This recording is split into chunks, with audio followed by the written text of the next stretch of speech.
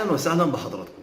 موعد مباراة الاهلي وسيراميكا كيلوباترا في كاس السوبر المصري والقنوات الناقلة للمباراة والتشكيل المتوقع للنادي الاهلي واللي هيفاجئنا بيه مارسيل كولر زي ما فاجئنا في مباراة نادي الزمالك في كاس السوبر الافريقي.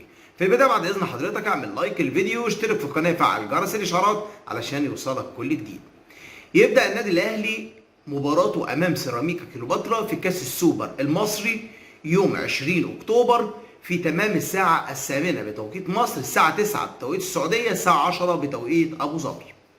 النادي الاهلي هيقرر ان يلعب المباراة بالتشكيل المتوقع ليه واللي دايما بيبدأ بيه في المباريات القوية زي مباراة سيراميكا كيلوباترا.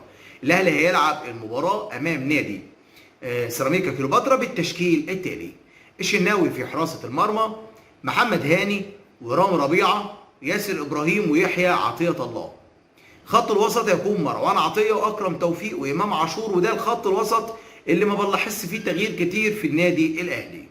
وفي خط الهجوم هيكون حسين الشحات وبيرسي تاو ووسام ابو علي.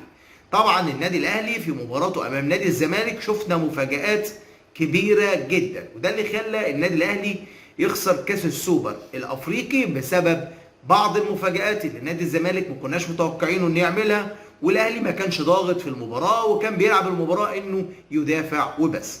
ما تنساش تعمل لايك الفيديو وتشترك في القناة علشان يوصلك كل جديد، والى اللقاء في فيديو اخر.